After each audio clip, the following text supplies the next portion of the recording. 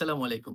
সোনালী bank, অগ্রণী bank, জনতা bank এরকম ব্যাংকগুলোর নাম আপনারা আমার আগের ভিডিওতেও শুনেছেন। আপনারা জানেন বাংলাদেশে ৬১ টা শিডিউল ব্যাংক আছে এবং এর বাইরেও ৫ টা নন শিডিউল ব্যাংক আছে।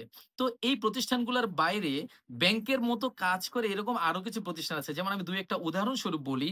যেমন IDLC, Lanka Bangla Finance, Delta BRAC, IPDC এইরকম প্রতিষ্ঠান আছে। এগুলাকে বলা হচ্ছে ফাইন্যান্স কোম্পানি। তো আপনারা অনেকে হয়তো এই ফাইন্যান্স কোম্পানিটার নামের সাথে পরিচিত না হলেও এনবিএফআই নামের সাথে পরিচিত আমার ধারণা। এনবিএফআই মানে হলো নন ব্যাংক ফাইন্যান্সিয়াল ইনস্টিটিউশন। এই প্রতিষ্ঠানগুলো আমাদের কাছে এনবিএফআই নামেই পরিচিত ছিল। এই প্রতিষ্ঠানগুলো যে আইনের অনুযায়ী গঠিত এবং পরিচালিত সেই আইনটার নাম ছিল আর্থিক প্রতিষ্ঠান আইন ১৯৯৩। সম্প্রতি মানে খুব সম্প্রতি না ২০২৩ সালে এই আইনটা সংশোধন হয়ে আইনের নামটাও চেঞ্জ হয়ে গেছে। নামটা হয়ে গেছে যে ফাইন্যান্স কোম্পানি অ্যাক্ট ২০২৩। তো ফাইন্যান্স কোম্পানি অ্যাক্ট অনুযায়ী এই প্রতিষ্ঠানগুলো এখন আর আর্থিক প্রতিষ্ঠান হিসেবে পরিচিত না মানুষের কাছে। এখন তারা পরিচিত হলো ফাইন্যান্স কোম্পানি হিসাবে। ব্যাংক যেমন বাংলাদেশ ব্যাংক থেকে পারমিশন নিয়ে বিজনেস করতে হয়, ওই ফাইন্যান্স কোম্পানিগুলো বাংলাদেশ ব্যাংকের পারমিশন নিয়ে বিজনেস করতে হয়। বর্তমানে ৬১ টা শিডিউল ব্যাংক আছে। আবার অপরদিকে ফাইন্যান্স কোম্পানি আছে এরকম ৩৬ টা আমার জানা মতে। তো ব্যাংক যেমন আপনার গঠন করার জন্য একটা নতুন ব্যাংক গঠন করার জন্য মিনিমাম ৫০০ কোটি টাকা পেড আপ ক্যাপিটাল লাগে আপনারা জানেন। তো আর্থিক প্রতিষ্ঠানের ক্ষেত্রে কিন্তু সেম। তো অনেক কিছু মিল আছে। ব্যাংক যেমন মানুষকে লোন দেয়, তারাও মানুষকে লোন দেয়। ব্যাংকে যেমন ডিপোজিট করা যায়, তাদের কাছেও ডিপোজিট করা যায়। বাট এই ২ টা প্রতিষ্ঠানের মধ্যে কিছু না কিছু পার্থক্য তো আছে। তো একেবারে বেসিক পার্থক্যটা আমি আপনাদের সামনে বলছি। সেটা হলো ব্যাংক মানুষের কাছ থেকে আমানত নেয় কি ভাবে? আপনারা জানেন current account, savings account, SND account.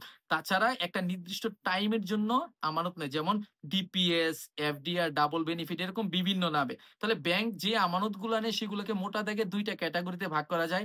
একটা হলো ডিমান্ড ডিপোজিট, মানে আপনারা যখন ব্যাংকে ডিপোজিট করেন, যখনই উইথড্র করতে চান, ডিমান্ড করেন উইথড্র করার জন্য, ব্যাংক আপনাকে দিতে বাধ্য। সেই ডিপোজিট গুলাকে বলা হয় ডিমান্ড ডিপোজিট। যেমন কারেন্ট অ্যাকাউন্ট, সেভিংস অ্যাকাউন্টের একটা নির্দিষ্ট পার্ট ডিমান্ড ডিপোজিটের আওতায় আসে।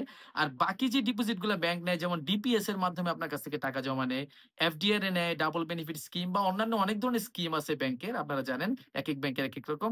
সেই সবগুলোকে বলা হচ্ছে টাইম ডিপোজিট, মানে একটা নির্দিষ্ট টাইমের জন্য নেয়। বাট ওই যে আর্থিক প্রতিষ্ঠানগুলো যেগুলোর কথা আমি বলছি, মানে ফাইন্যান্স কোম্পানি বর্তমান নাম, তারা কিন্তু ডিমান্ড ডিপোজিট নিতে পারে না। মানে তারা কারেন্ট অ্যাকাউন্ট বা সেভিংস অ্যাকাউন্টের মাধ্যমে পাবলিকের কাছ থেকে ডিপোজিট নিতে পারে না। মানে তাদের এখানে কারেন্ট অ্যাকাউন্ট বা সেভিংস অ্যাকাউন্ট খুলতেই পারে না। তারা শুধুমাত্র ডিপোজিট নিতে পারে টাইম ডিপোজিট গুলা। কিরকম? একটা নির্দিষ্ট টাইমের জন্য। যেমন আপনারা ডিপিএস করে ৩ বছর, ৫ বছর, এফডিআর করে ৩ মাস, ৬ মাস, ১ বছরের জন্য। তারপরে ডাবল বেনিফিট স্কিম করেন একটা নির্দিষ্ট টাইমের জন্য। এই টাইপের ডিপোজিট গুলা তারা মানুষের কাছ থেকে নিতে পারে।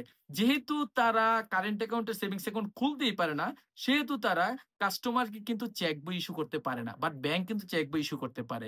এছাড়া লেন্ডিং এর ক্ষেত্রে ব্যাংক যেমন লেন্ডিং করে, তারাও লেন্ডিং করে। বাট ইন্টারন্যাশনাল ট্রেড এর ক্ষেত্রে যেমন ব্যাংকগুলো ফরেন এক্সচেঞ্জের লেনদেন সম্পাদন করে। মানে ফরেন কারেন্সি ব্যাংক কিনতেও পারে, আবার ব্যাংক কি করতে পারে? ফরেন কারেন্সি বিক্রিও করে। বাট ওই আর্থিক প্রতিষ্ঠান বা বর্তমান নাম যেটা ফাইন্যান্স কোম্পানি, তারা কিন্তু এরকম ফরেন ট্রেডে অংশগ্রহণ করতে পারে না। তারা এরকম ইন্টারন্যাশনাল কারেন্সি যেগুলো সেগুলো কেনাবেচায় অংশগ্রহণ করতে পারে না।